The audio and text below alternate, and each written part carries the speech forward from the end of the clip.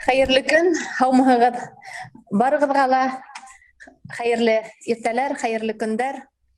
Без Мифтахетдин Акмулла исемендәге Башҡорт дәүләт педагогия университетының Башҡорт филологияһы факультеты студенттары, магистранттары һәм шулай уҡ уҡытыусылары һеҙҙе тыңларға әҙербеҙ. Гөлбаршан Алжабай ҡыҙы һәм әйтеп китәйем, үҙебеҙҙең студенттарға ла һәм тыңлаусыларға ла бөгөн беҙ Гумилев исемендәге Евразия милли университетының ҡаҙаҡ тел ғилеме профессоры, филология фәндәре докторы Сыздыҡова Гөлбаршан Алжабай ҡыҙының башҡорт һәм ҡаҙаҡ телдәренең морфологияһын морфологияһының сағыштырма планында лекция тыңлайбыҙ. Шуға күрә лә Гөлбаршан Алжабай ҡыҙы һеҙҙе күреүебеҙгә беҙ ифрат шатбыҙ, беҙ әҙербеҙ һәм беҙ һүҙҙе һеҙгә бирәбеҙ. Жақсы, рахмет. Қош келдіңіздер бүгінгі дәрісімізге.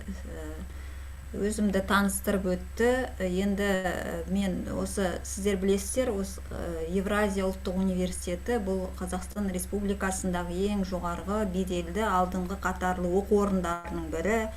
Осы біздің университеттің басты стратегияларының бірі бұл халықаралық ынтымақтастық аясында басқа шетелдік жоғарғы оқу орындарымен бірлесіп, әртүрлі ғылыми халықаралық жобалар, шараларды жүзеге асыру. Сондықтан да сол жоғарғы оқу орындарының қатарында осы сіздер білім алып жатқан Башқұрт мемлекеттік педагогикалық институты да университеті де бар.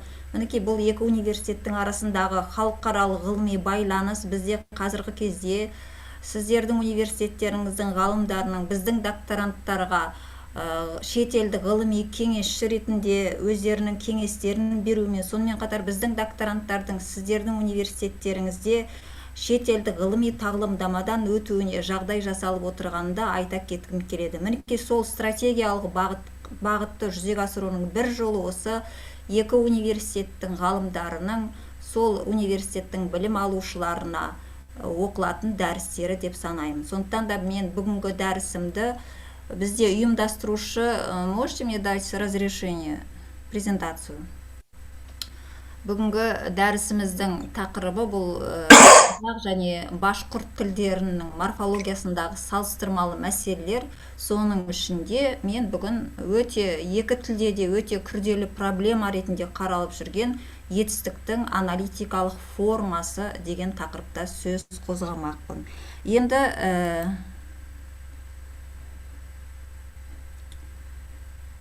қазір ашып алайын.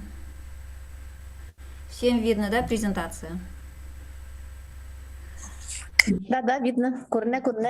Да, рахмет. Енді бүгінгі біздің дәрісіміздің тақырыбы осы қазақ және башқұрт тілдерінің морфологиясында салыстырмалы түрде қарастырылып жүрген үлкен проблема бұл етістіктің аналитикалық формалары. Әрине, бір дәрістің аясында бұл мәселені толық қамту мүмкін емес, сондықтан да бүгінгі алғашқы дәрісімізде біз осы ұғымның аясында қаралатын негізгі ұғымдар, основные понятия, зерттелуі және қазақ башқұрт тілдеріндегі етістіктің аналитикалық формалары деген мәселеге тоқталғым келеді.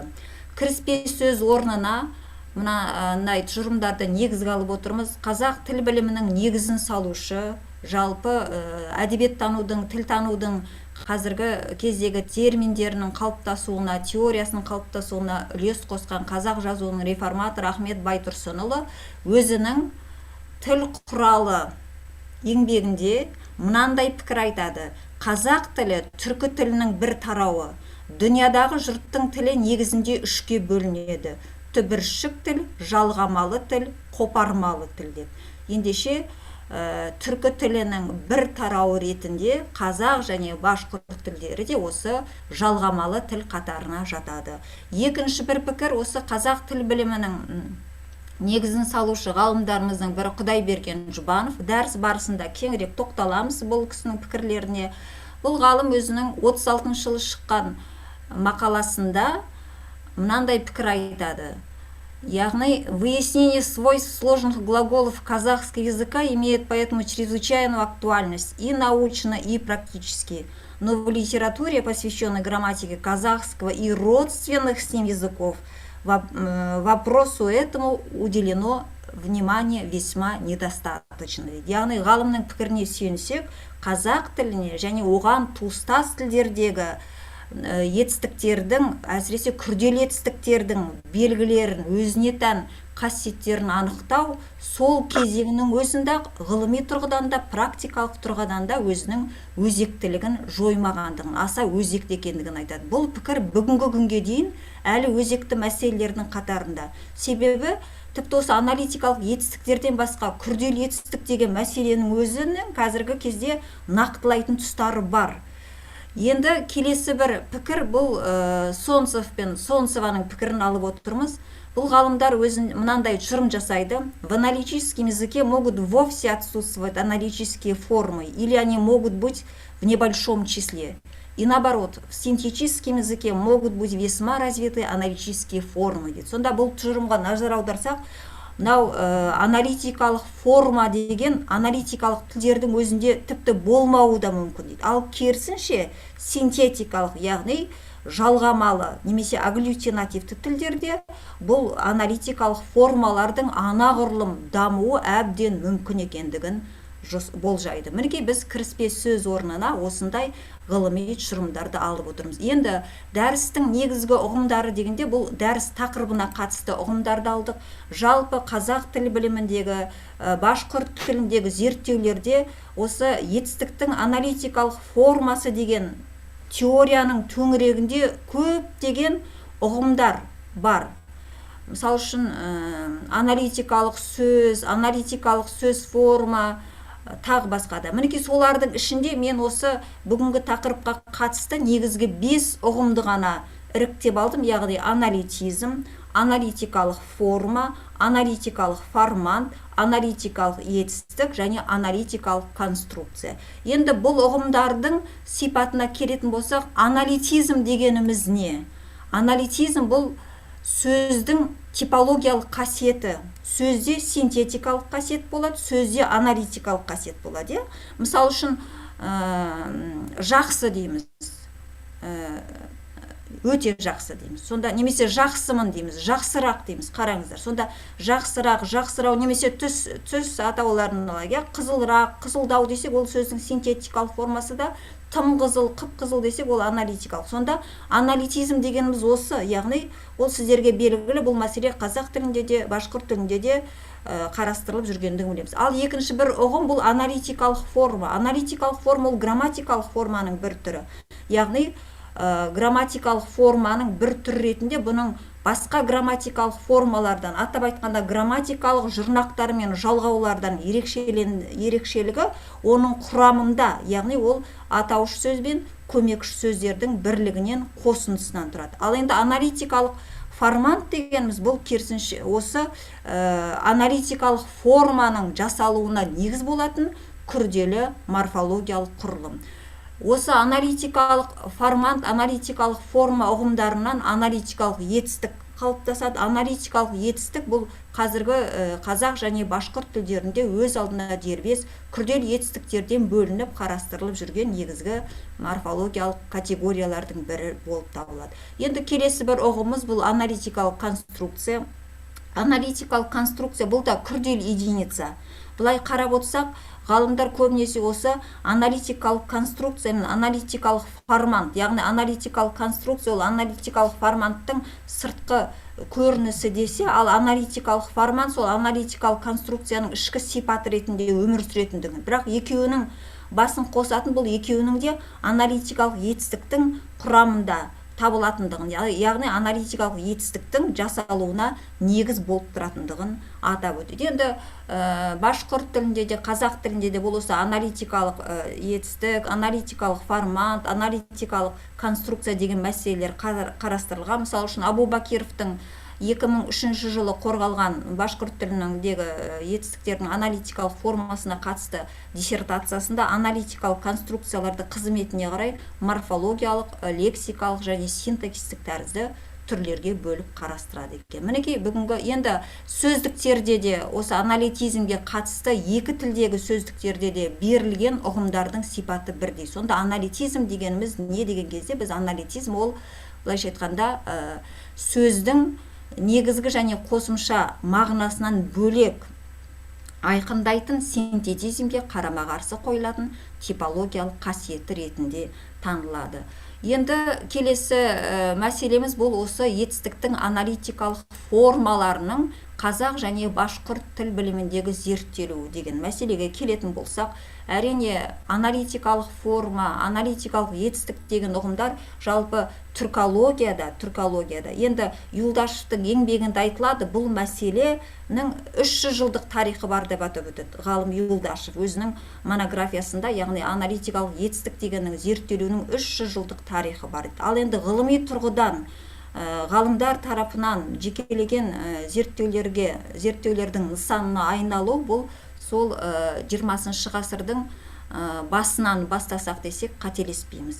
Яғни қазақ тіл білімінде бұл мәселе Жұбанов, Аманжолов, Сауранбаев, Балақаев, Қордабаев, Ыбырайым Маманов, Әбілқаев, Болатов, Үйікбаев, Ысқақов, Исаев, Оралбай тағы да басқа да ғалымдардың еңбектерінде қарастырылады. Ал енді башқұрт тіл білімінде бұл мәселе Харисов, Кулаев, Ахмеров, Дмитриев, Киекбаев, Юлдашев, Зайнолин, Ишбулатов, Ишбаев, Сайтбатталов, Абубакирова, Абуталипова, тіпті Раушан Абылқаевна, сіздің де кандидаттық диссертацияңызда осы мәселе қарастырылған екен. Сіз күрделі етістіктерге қатысты, яғни есім, етістік негізді күрделі етістіктердің мәселесінде де осы жөнде сөз қозғайсыз. Мінекей сондықтан да бұл зерттеулерден біздің көретініміз бұл аналитикалық форма деген мәселенің әсіресе етістікке қатысты басым зерттелгендігін назар аударамыз. Ендігі бір мәселе осы етістіктің аналитикалық формаларының қай аспектіде, қандай тұрғыда зерттелуі деген мәселе. Енді бұл зерттелуін ол аспектіде біз ең алдымен 3 бағытты ашып аламыз. Біріншіден ол күрделі етістіктер тұрғысынан қаралуы, екіншіден етістіктің жеке грамматикалық категориясы тұрғысынан қарастырылуы, екі тілге де тән ортақ белгі. Үшіншіден аналитикалық форма мәселесінің арнайы сөз етілуі. Бұл мәселеге біз алдыңғы бұдан кейінгі мәселелерде қарастырамыз. Енді зерттелуіне тоқталатын болсақ, Жұбанов енді бұл ғалымдардың барлығының осы қазақ тілінде де, башқұрт тілінде де осы етістіктің аналитикалық формасының теориялық және практикалық негіздерінің қалыптасуында әрбір ғалымның өзінің орны бар, маңызы бар. Сондықтан да олардың ішінде мен бүгін осы аналитизм деген құбылысты алғаш рет, тіпті ғалымдардың өзі баға берген, осы түркологияда ең алғаш осы құбылысты зерттеген бұл Құдайберген Қуанұлы Жұбанов дейді. Яғни бұл ғалым қазақ грамматикасының қалыптасуында өзіндік орны бар, тіл білімі саласындағы алғашқы қазақ профессоры, түркітанушы педагог. Осы ғалым өзінің 1936 жылы, 20 ғасырдың 36 жылы шыққан орыс тілінде жарық көрген «Заметки о вспомогательных и сложных глаголах» деген мақаласында мынандай пікір айтады. Алдарыңызда тұр, яғни құрылымы жағынан аглютинативті тіл бола тұра, яғни оның құрылымында синтетизмнің белгілері бола тұра дейді. Қазақ тілінің морфологиясы қазіргі кезде ерекше бір даму кезеңінен өтуде дейді. Мінекей ғалым, мен орысша пікірді қазақша өзімнің түсінігім бойынша айтып отырмын, ерекше бір даму кезеңде, яғни қазақ тілінің морфологиясында бір төңкеріс, бір үлкен өзгеріс жүріп жатыр дейді. Сөйтіп қазақ тіліндегі 4 етістікті отыр, тұр, жатыр, жүр деген 4 қалып етістігі бар ғой. Мінекей осы 4 етістіктің көмекші етістік қызметіндегі морфологиялық белгілеріне тоқталады. Енді осы 4 етістіктің қалып етістігі емес, көмекші етістік ретіндегі қызметін ғалым етістіктің шақ категориясына, оның ішінде осы шақ категориясының күрделі формасы тұрғысынан қарастырады. Сөйтеді де жатыр, тұр, отыр, жүр деген 4 етістіктің көмекшілік қызметтегі сипатын былайша түсіндіреді. Яғни біріншіден жатыр көмекші етістігі бұл әмбебап осы шақ дейді. Ғалым орысша берген настоящее универсальное дейді. Сложная форма настоящего времени глагола. Соның ішінде настоящий универсальный, яғни әмбебап осы шақ дейді. Бұл жатыр көмекші етістік арқылы беріледі дейді. Мысалы, Бейімбет бір үлкен роман жазып жатыр. Мінекей осындағы жатыр бұл форматив, яғни мынау әмбебап осы шақтың жасалуына негіз болып тұр. Келесі түрі бұл настоящий длительным не непрерывный, яғни созылыңқы үзіліссіз емес осы шақ дейді. Бұны біз өзіміз аудардық. Яғни бұл форма тұр, жүр форматив арқылы жасалады дейді. Жүр деген форматив арқылы. Мысалы, біздің бригадамыз былтырдан бері бәйге алып жүр. Бұл жердегі форматив жүр, формант ып жүр. Келесі түрі бұл үзіліссіз созылыңқы осы шақ, яғни настоящее непрерывно длительно данные. Мұндағы форматив тұр дейді. Мысал үшін, біздің бригадамыз былтырдан бері бәйге алып тұр десек. Осындағы тұр деген бұл осы шақтың, яғни осы форманың көрсеткіші ретінде қаралады. Келесі түрі бұл соңғы түрі, яғни настоящие активны данный, яғни белсенді осы шақ, бұның формативі отыр деп мынандай мысал келтіреді. Мысалы, Мұхтар қайда?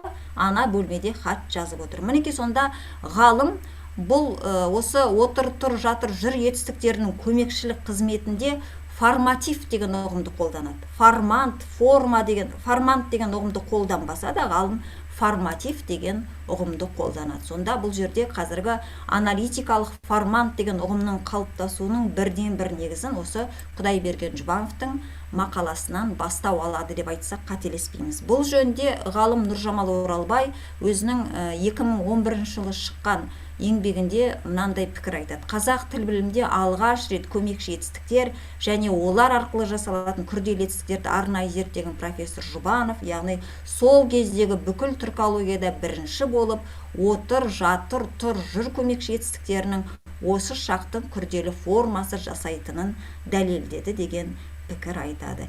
Енді башқұрт тіл біліміндегі зерттелуіне келетін болсақ, башқұрт тіл білімінде де бұл мәселе алғаш рет ғалым Харисовтың еңбегінде қарастырылады. Яғни ғалым өзінің бұл пікірді біз Абуталипованың диссертациясын алдық. Функционально-семантическая категория аспектуальности в башкирском языке деген диссертациясын алдық. Яғни Харисов өзінің тұжырымында жалпы аналитикалық етістік конструкцияларын етістіктің шақ категориясымен, яғни шақтардың аналитикалық жүйесі тұрғысынан нақтылап, олардың синтакстік морфологиялық конструкция ретіндегі статусын анықтап береді. Яғни біз бұл башқұрт тіліндегі осы етістіктің шақ категориясындағы белгілі бір аналитикалық етістіктердің арнайы бір құрылымдар арқылы жазылды. Яғни аналитические глагольные конструкции деген ұғымды қолданады Абуталипова. Мінекей осы етістіктің аналитикалық конструкцияларының сол шақ категориясы тұрғысындағы өзіндік орнын нақтылап түсіндіріп берген бұл башқұрт тіл білімінде Харис. Одан кейін жалпы түркологияда бұл өзіндік орны бар ғалымдардың бірі, башқұрт ғалымы бұл Юлдашев. Юлдашев өзінің еңбегінде 65 жылы шыққан монографиясында жалпы түркі тілдерінде етістіктің 50-ден астам аналитикалық форматтарының бар екендігін айтып өтеді.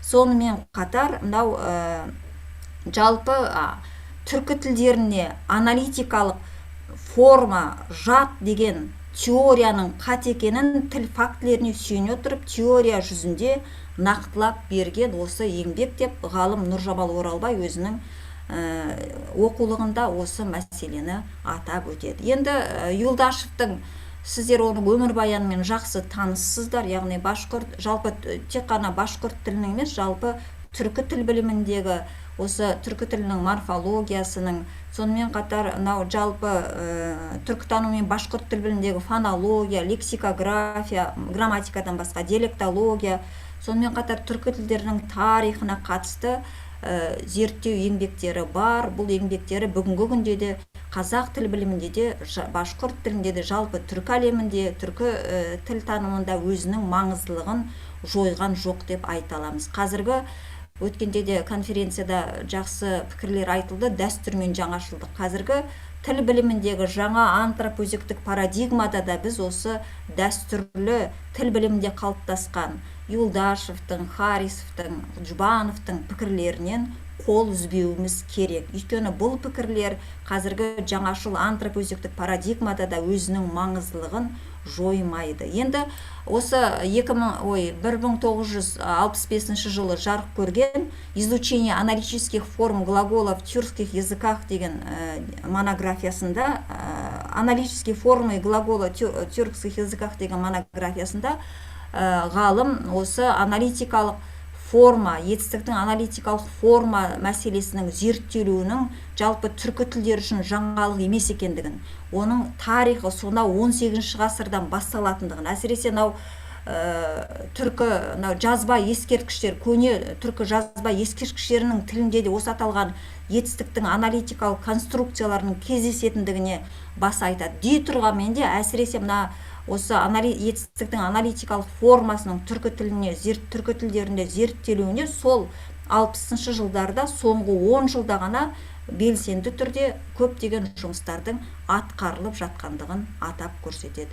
Енді келесі бір ғалым бұл Нұржамал Оралбай.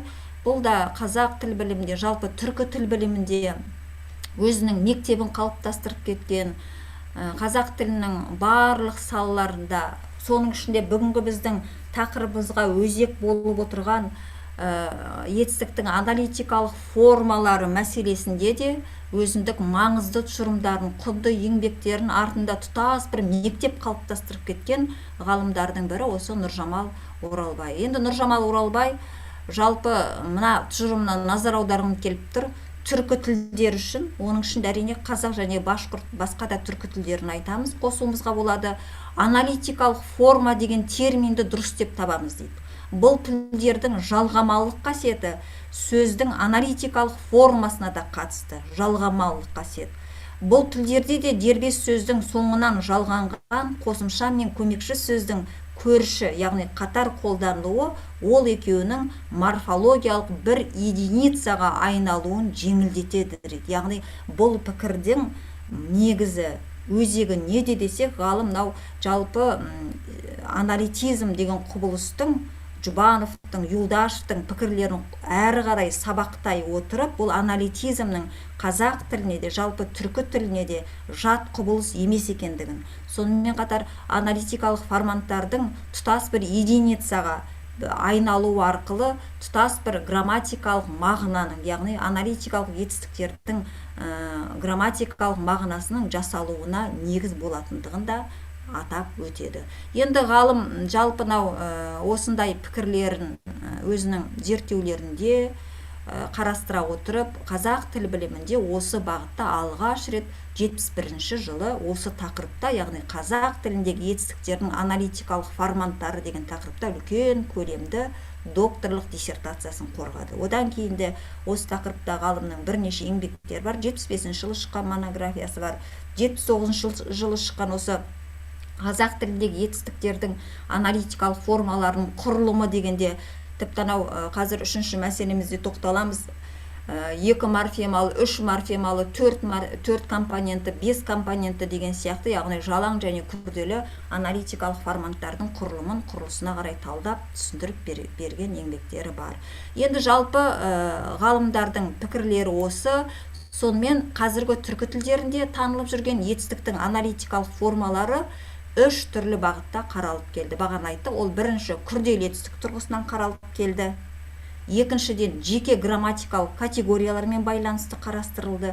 Үшінші сөздің аналитикалық формасы ретінде арнайы зерттеу нысанына алынды. Енді бірінші күрделі етістік тұрғысынан қаралуы деген мәселеде, бағана біз алдыңғы презентацияларда айтып кеттік, қазақ тіл білімінде де, башқұрт тіл білімінде де бұл мәселені зерттеген ғалымдар. Мінекей осы тұрғыдан ең алғаш тіпті бірінші күрделі етістік деген ұғымның ішінде қаралған бұл мәселе жалпы.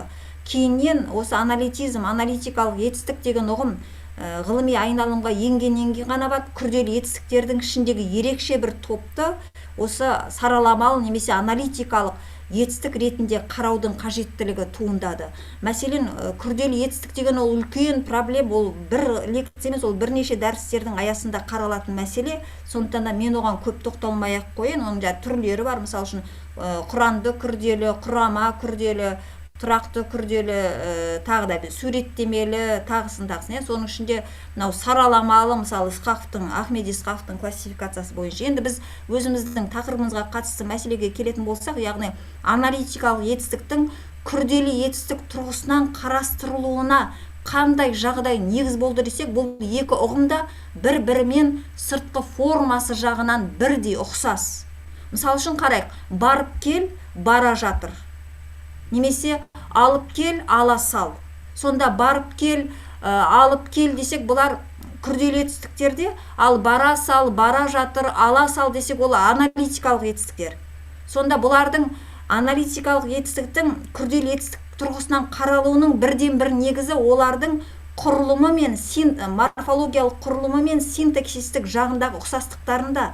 Яғни сол мысалдарға қарасаңыздар, барып кел, немесе алып кел, немесе бара сал, айта сал, жазып отыр, айтып тұр деген сияқты. Міне сонда қарасақ, екеуінің де компоненттерінің етістіктерден құралатындығы, екеуінің де алдыңғы компонент, екінші компонентпен көсемше тұлғасы арқылы байланысуы. Сол сияқты синтаксис жағынан, мысалы үшін барып кел, бара сал, айта сал, тағы сол сияқты кіріп шық десек, мысалы кіріп шық күрделі етістік.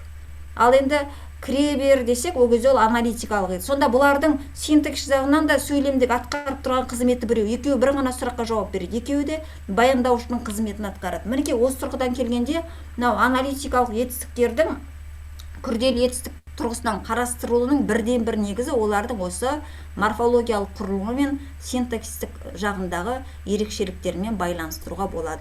Екінші мәселе бұл жеке грамматикалық категориялармен байланысты қарастырылуы. Қазақ тіл білімінде де, башқұрт тіл білімінде де етістіктің аналитикалық формалары, мысалы үшін шақ, рай, амалдың немесе қимылдың өту сипаты категориялары тұрғысынан қарастырылады. Бұл мәселе мысалы қазақ тіл білімінде Ахановтың, Ысқақовтың, Нұржамал Оралбайдың, тіпті алдымызда айтып кеткен Құдайберген Жұбановтың ең бірінші басында тұрған. Сонымен қатар башқұрт тілінде Юлдашевтың, Харисовтың, Абу Бакированың, Абу Талипова, тағы басқа да барлық ғалымдардың еңбектерінде осы етістіктің аналитикалық формалары осы етістіктің грамматикалық категорияларының көрсеткіштері ретінде қарастырылады. Мысалы, шақ категориясы, оның ішінде оның түрлеріне қатысты, немесе рай категориясы, мысалы үшін қалау рай десек, немесе мысалы үшін барғым келеді, мысалы ғым келеді деген сияқты. Немесе барса екен, са екен сияқты форматтар.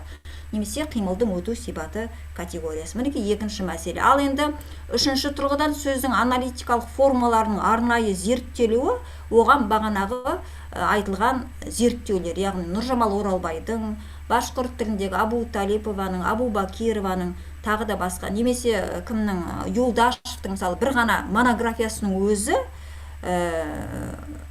65 жылы жарыққа шыққан, яғни түркі тілдерінің аналитикалық етістіктері деген, осы аналитикалық етістіктің аналитикалық формалардың арнайы зерттеу нысанына алынуының бірден бір дәлелі болып табылады.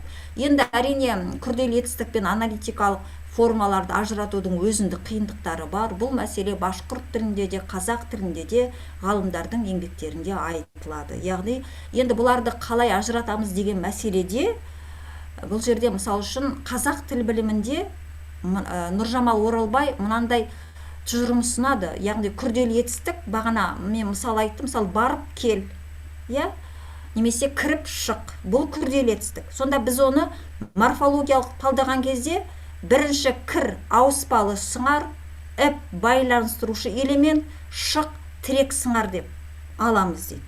Нұржамал Оралбай осы күрделі етістікті аналитикалық етістіктен ажыратудың практикалық тұрғыдан, морфологиялық талдауларды ажыратудың осындай ұғымдарын ұсынады. Сонда күрделі етістікте біз ауыспалы сыңар, байланыстырушы элемент, тірек сыңар деген ұғымдарды қолданамыз. Мысалы, кіріп шық. кір, іп, шық. Түсіндік те? Енді күрделі етістікті білеміз, олардың екеуінің де алғашқы лексикалық мағынасынан қол, ол жерде кіріп шығу, немесе барып кел, бар да кел деген сияқты, алып шық, ал да шық деген сияқты. Ал енді аналитикалық етістікті қалай ажыратамыз деген кезде, мысалы үшін айта сал, немесе жаза сал, тағы сол сияқты, бере сал. Ондағы оның ерекшелігі тағы да Нұржамал Оралбайдың пікірін, өйткені бұл ғалым осыған арнайы докторлық диссертация қорғаған. Мінекей осы ғалымның ұғымдарын аламыз. Яғни аналитикалық етістікті күрделі етістіктен практикалық тұрғыдан талдауларды ажырату үшін біз аналитикалық етістік үшін мынандай ұғымдарды түсінуіміз керек. Яғни айта сал, айт негізгі етістік, байланыстырушы элемент, сал көмекші етістік дейді. Сөйтетте, мынау байланыстырушы элемент пен көмекші етістіктің қосындысынан осы етістіктің аналитикалық формасын жасайтын аналитикалық формат шығады дейді. Мысалы, сал деген сияқты. Мінекей қазақ тіл білімінде ғалымдар осы күрделі етістік пен аналитикалық етістіктердің сыртқы формалық, яғни морфологиялық, синтакстік жағындағы ерекшеліктерін негізге ала отырып, оның ішкі құрылымындағы өзіндік сипатын нақтылап, талдауларда практикалық тұрғыдан олардың сыңарларының, яғни компоненттерінің лексикалық және грамматикалық сипатындағы ерекшеліктеріне қарай осындай ұғымдармен ажыратуды ұсынады. Қазіргі кезде біз практикада осы ұғымдарды талдауларда, морфологиялық талдауларда осы ұғымдарды пайдаланамыз. Қолданыста бар. Енді әрине бұлардың күрделі етістік пен етістіктің аналитикалық формасы бұл жалпы қазақ тіл білімі үшін де, жалпы түркі тілдер үшін де маңызды проблемалардың бірі ретінде қаралады. Енді келесі бір мәселе, бұл аналитикалық етістік пен күрделі етістіктердің біз ұқсастықтарын айттық. Енді келесі мәселе бұл айырым белгілері. Біз бұларды қалай ажыратамыз?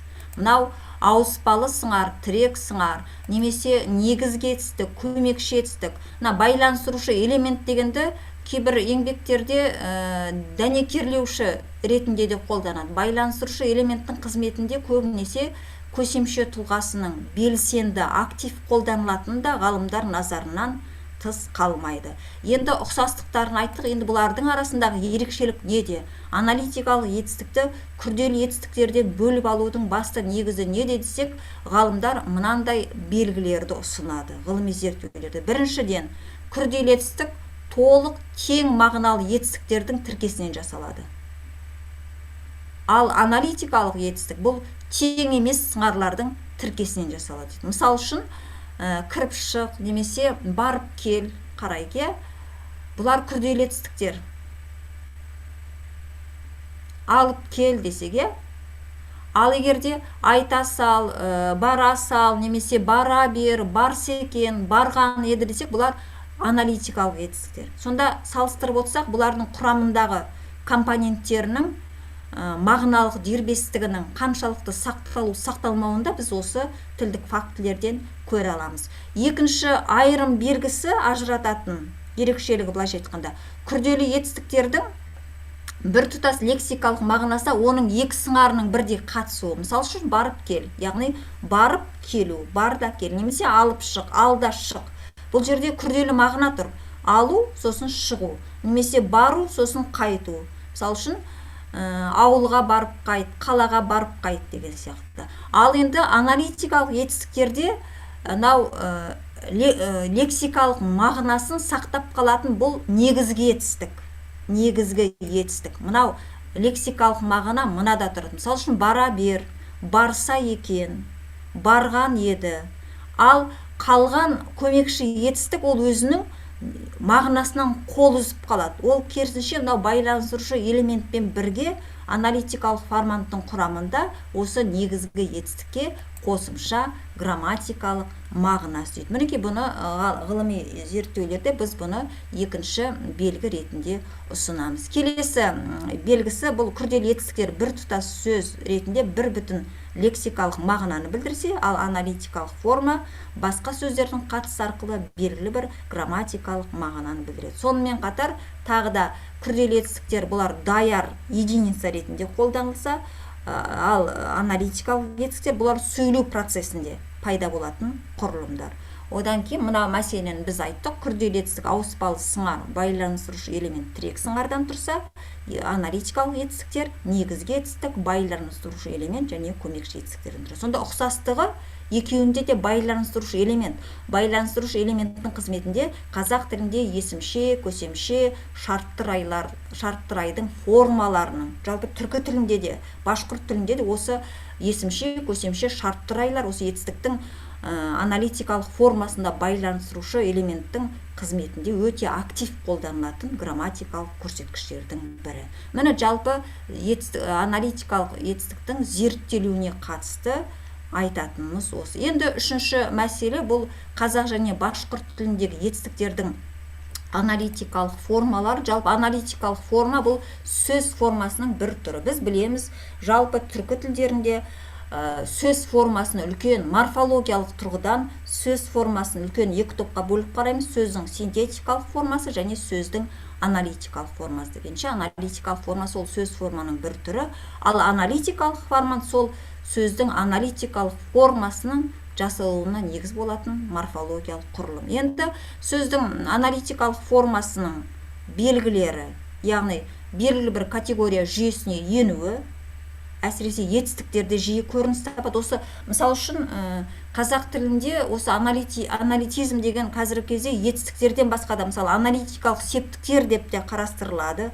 Сонымен қатар сын есімнің шырай категориясында да осы аналитикалық, мысал үшін тым биік, өте әдемі, аса байсалды деген сияқты құрылымдарда да аналитизмнің элементтері кездеседі екен. Сонымен қатар бұл аналитикалық форманттар арқылы екі жағдайда да ол есім сөзде болсын, ол етістікте болсын, бұл аналитикалық форма, аналитикалық форманттар арқылы жүзеге асады. Енді қазақ тіл білімінде уақытымыз азайып жатқан сияқты мен қысқартайын, сұраққа да орын қалдыруымыз керек. Енді қазақ тіл білімінде аналитикалық форма мәселелері зерттелген, қалыптасқан. Мысалы Нұржамал Оралбай аналитикалық форманттарды құрамының әркелкілігіне қарай үшке бөледі. 2 морфемалы, 3 морфемалы, 4 морфемалы деп үшке бөледі. Алдарыңызда тұр.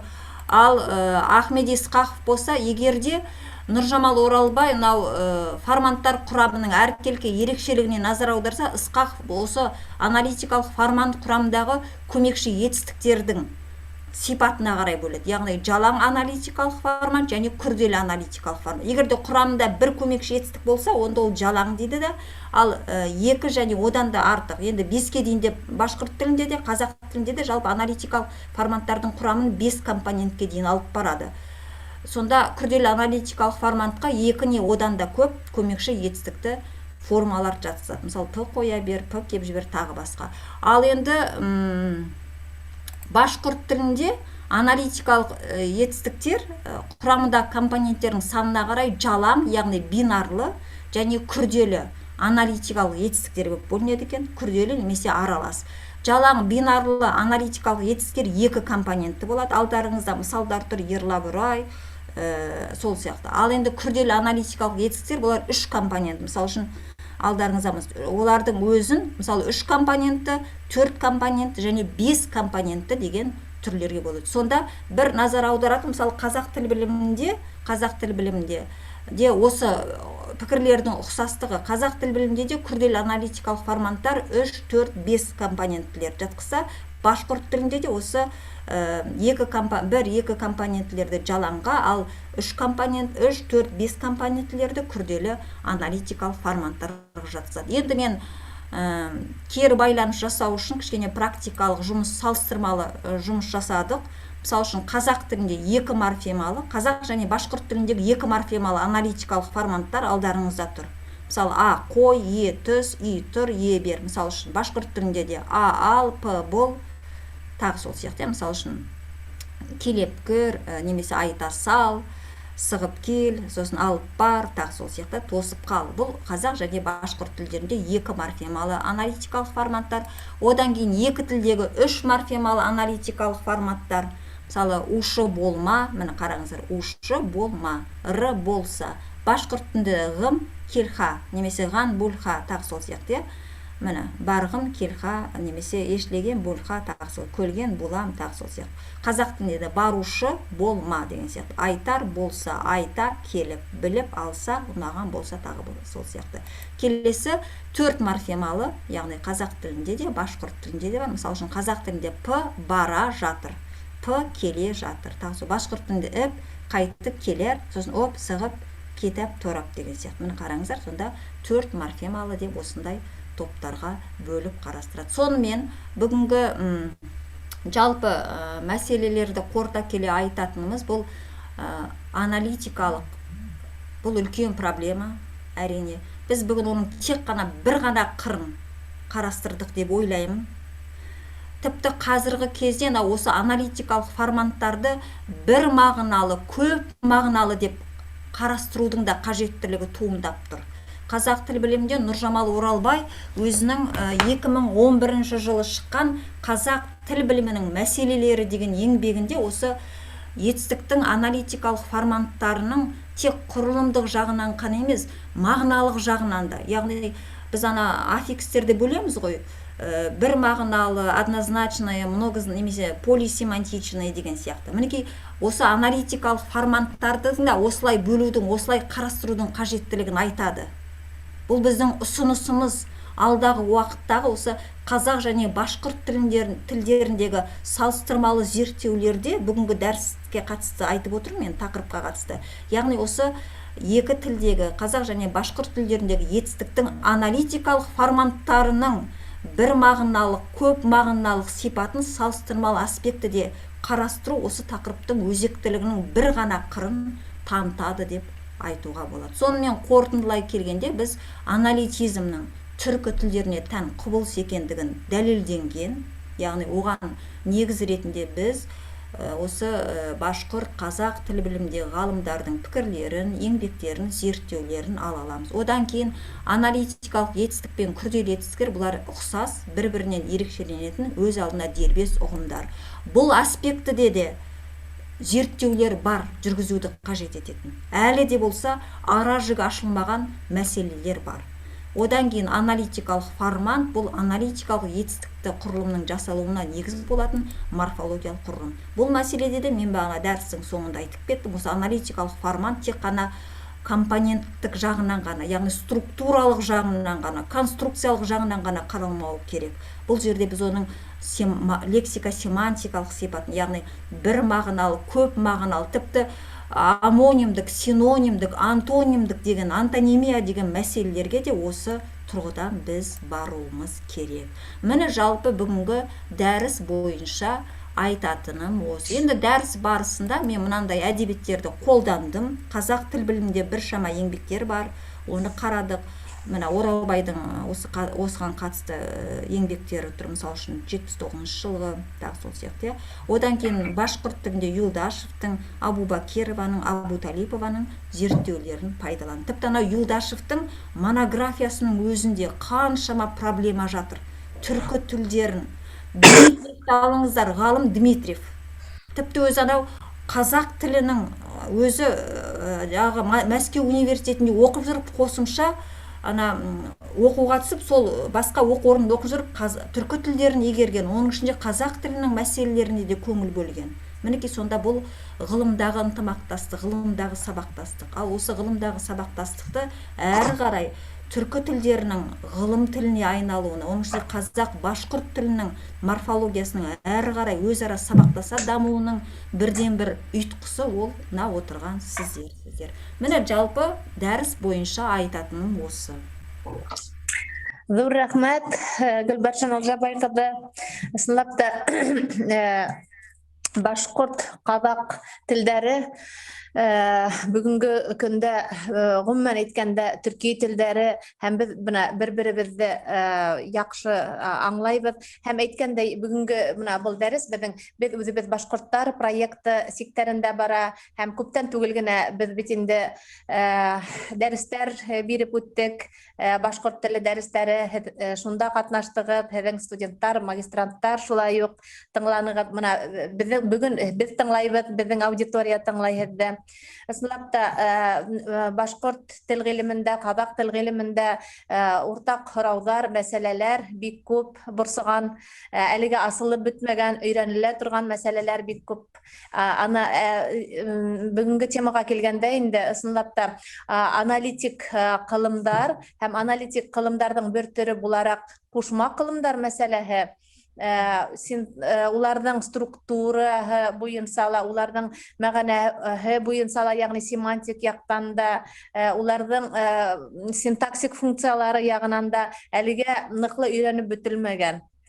Һәм бик кызыклы мисалдар бына без ишеттек, казак телендә ниндәй формаларда килә икәнлеген тыңлап ултырдык. Теге һораудар да безнең тауды дип әйтәйек инде, һорау бирһәк буламы? Түсінбедім. Һорау, вопрос можно задать? Һорау, сорау. Бирен олар. Менә безнең шундай һорау бар ине, Артур исемендә әйтәйек. Иштеле. Башкорт телендә кылымдарның үткән заман форма һигез төрле юл менән яһала. Мәсәлән, өләсәйем әкият һөйләй торгайны, өләсәйем әкият һөйләр ине, улатаем килә торгайны. Казак телендә нисә төрле юлы бар? Можно на русском? Вот в башкирском языке, как показывает профессор Зайнуллин, и практически вообще в разговорной есть много разных видов, около 8 видов прошедшее время глагола. Например, «Өләсәйем килә торгайны». Бабушка к нам приходила. «Өләсәйем әкият һөйләй торган ине». Когда-то рассказывала нам бабушка сказку. Һөйләй торгайны. Вот казак телендә нисә төрле юлы бар? Кылымдарның үткән заман формаһы. Түсіндім. Қазақ тілінде де етістік шақ категориясын айтып отырсыз ғой, өткен шақ категориясы. Ол да, яғни өткен шақ бір әр түрлі грамматикалық форматтар арқылы, тура сол башқұрт тіліне ұқсайды. Мысалы үшін көсемше формалар, мысалы үшін есімше формалар арқылы жасалады. Мысалы барған, келген, айтқан, немесе есімше формасының күрделенуі арқылы жасалады. Барған еді, барған екен, барған жоқ. Немесе көсемше тұлғалар арқылы барыпты, немесе бармады, тағы сол сияқты. Тура осы башқұрт тіліндегідей, бұл да қазақ тілінде де осындай бірнеше форматтармен жасалады. Сонымен қатар өткен шақтың өзінің бірнеше түрлері бар. Мысалы үшін жедел өткен шақ деген бар, бұрынғы өткен шақ деген бар, және ауыспалы өткен шақ деген бар. Бұлардың әрқайсысының өзінің жасайтын жалаң және күрделі аффикстері бар. Яғни, жаңа біз айтып кеттік, аналитикалық формат мәселесі осы белгілі бір грамматикалық категория ретінде қаралып жүр деген. Сол қазақ тіл білімінде де бұл осы кімнің, Нұржамал Оралбайдың, Құдайберген Жұбановтың, бір ғана мысал келтірдім бағана мен, Құдайберген Жұбановтың 4 етістікке қатысты, және басқа да форматтар арқылы беріледі. Есімше, көсемше арқылы, есімшенің ғанген, қанкен, одан кейін көсемшенің п формаларының жеке тұрғандағы және шақ формаларымен, жіктік жалғауымен тіркесу арқылы, сонымен қатар көмекші етістіктермен тіркесу арқылы беріледі. Барған жоқ, барған емес, барған еді, тағы сол сияқты. Рахмат, ысынлап та башкорт телендә лә бына элек үткән заман, борынгы үткән заман һәм башка формалары байтак бар. Димәк, бына казак телендә лә, сагыштырып өйрәнү тагы ла кызыклы һөҗүмтәләргә килтерер ине дип әйтәйек. Шуннан тагы ла безнең бында һорайдар ине. Сұрақтарыңыз бар? Рус телендә лә була. В башкирском языке есть такие слова «алыпкиль», «апкиль» сокращают. Это у нас входит в разговорный язык. А у вас это также в разговорный или в литературный язык входит? Да, у нас тоже есть. Это аффикс көсемшенің жұрнағы ғой. Бізде де бар ондай, барып, алып кел, ап кел, мысалы үшін кеп кетті деген, тоже только в разговорном. Иногда вот в художественных произведениях, вот в диалогах применяется, а так в литературном оно не применяется. Тоже не применяется. Да. Тоже барып кел. И еще вот этот бара, мысалы, ма, жіктік жалғауы. барамын, барам тоже применяется. Немесе жіктік личное окончание. Мен барамын, мен барам. Мен айтамын, мен айтам. М формасы. Ондай да қолданылады. Көсемше тұлғаста қолданады. Әйе. Мына башқұрт тілінде диалекттарда көп қолданыла. Һәм һөйләү тілінде. Диалекттарда мына килә ята, килә ултыра дип әйтәбез. Шуннан һуң нидә һөйләү телендә әп китте, ап сықты, ап кайтты дигән формалар. Ләкин без уны әдәби тел иттереп әлегә кабул ителмәгән бит инде. Менә инде сагыштырып өйрәнә торган урындар, уйлана торган урындар бик күп. Бу яктан һеҙҙең ҡыҙҙар? У нас тоже есть такие формы, тоже у нас только в разговорном. Диалектор бармы дип. Бында Гөлбаршан Алжабай ҡыҙы һорайҙар. Ҡаҙаҡ телендә нисә диалект бар ул? Саҡ ҡына теге бер ҡалымдарҙан күстек. Мен түсіндім сұрақты. Қазақ тілінде диалектіні қазір оңтүстік диалектісі, солтүстік диалектісі, батыс диалектісі, шығыс диалектісі деп ғалымдар 4 топқа бөліп қарастырған. Оңтүстік, солтүстік, батыс және шығыс диалектісі. Рус тілінде нисегерәк яңғырай ул? Рус тілінде бұл диалекттар нисек яңғырай ишетелә, как звучат? Южный, северный, еще западный, еще восточный. Вот так. Южные диалекты, северные диалекты, восточные диалекты и западные диалекты деп бөлінеді. Енді қазіргі кезде біз қазақ тілінде диалекті дегенді қолданбаймыз. Оның орнына сөйленіс дегенді қолданып жүрміз. Сөйленіс. Сөйлеш. Сөйленіс. Қолданып жүрген жоқпыз. Бірақ қазақ тілінде диалектология ғылымының негізін салушы ғалымдар бар. Диалекті осы 4-ке бөлініп қарастырылған. Сарыбаевтың, Омарбековтың белгілі диалектолог ғалымдардың еңбектерінде бұл мәселе 4-ке бөлінген. Ол енді тіл тарихына қатысты. Тіл тарихы. Сөйленіс дегенді қолданымыз. Әрине бар, диалект ол барлық тілде болған ғой. Сол диалектілерден ғой біздің қазіргі әдеби тіліміздің қалыптасып отқан. Мысалы үшін егемен деген сөз бар. Сол егемен деген сөз басында еге деген ол диалект болған. Қазір ол біздің әдеби тілге енді. Егемен Қазақстан. Ондай фактілер башқұрт тілінде де бар шығар деп ойлаймын. Диалектіден бірте-бірте литературный языққа ауысқан сөздер. Әлбетте. Башқұрт тілінің де төньяқ көнбайыш, көньяқ һәм көнсығыш диалекттарында бына әдәби телгә ул нигеҙ булып тора бит инде. Һәм бына ошо тел тарихы бүгенге көндә бер нисек кенә булмаһын, аналитик ҡылымдарҙы өйрәнгәндә лә, ҡушмаҡ шуларҙың бер төрө булараҡ ҡушмаҡ ҡылымдарҙы өйрәнгәндә лә беҙ тел тарихына нигеҙләнмәйенсә булдыра алмайбыҙ. Тағы ла һорауҙарығыҙ? Тағы ла бер һорау бирәләр. Айта қойыңыз, иә. Қазақ тілінде нисә килеш бар екен? Килеш. Падежи, сколько у вас падежей? Қазақ тілінде 7 септік бар. Атау септігі 7 падежей.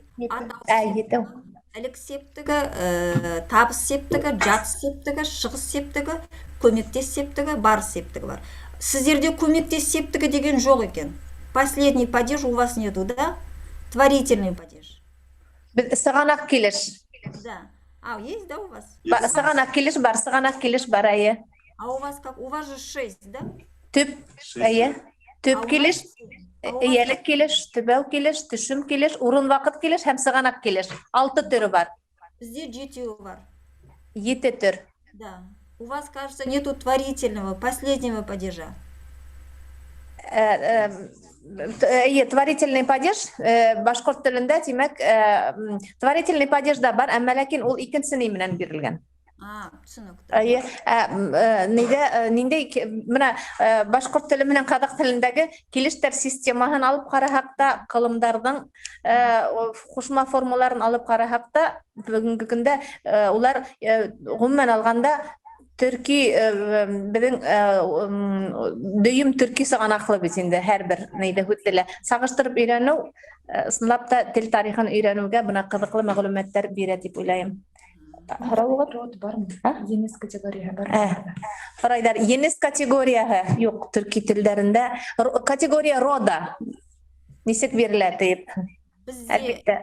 Жалпы род деген категория ол түркі тіліне тән емес. Юк, түркі тілдерінде. Бірақ род деген болмаса да бізде сол род ұғымын беретін сөздер бар. Мысалы, әйел еркек, қыз ұл, мысалы үшін. Бірақ род деген ол жоқ түркі тілдерінде, оның ішінде қазақ тілінде. Оның морфологик көрсеткісі жоқ, әмма ләкин лексик яқтан бар бит инде. Мәсәлән, ине қаз, ата қаз. Ата ана, ата әже, әке шеше деген сияқты. Немесе азамат азаматша деген сияқты, мысалы үшін қыз жігіт, мысалы қараңыздар, сонда дұрыс айтасыз, лексикалық тәсіл, дербес лексемалар арқылы ғана беріледі. Род бізде жоқ. Қызықлы. Тағылы қараударығыз? Сұрақтарыңыз бар ма? Һеҙгә ҙур итеп рәхмәт, Гөлбаршын Алжабай ҡыҙы. Беҙҙең бәйләнештәр бына ошолай тығыҙ булһын, бер мәсьәләләр уртаҡ булһын, һәм был мәсьәләләрҙе беҙ һеҙҙең менән уртаҡ сисергә булһын киләсәктә. Ысынлап та беҙҙең бөгөнгө көндә ғалимдарыбыҙ башҡорт ҡаҙаҡ телдәрен бергә өйрәнә, беҙҙең башҡорт һәм ҡаҙаҡ телдәрен буйынса һүҙлектәр ҙә бар. Үҙебеҙҙең бына факультет уҡытыусыһы Зөләйха Әхмәт ҡыҙы Хәбибуллинаның башҡорт ҡаҙаҡ телдәре буйынса һүҙлеге бар.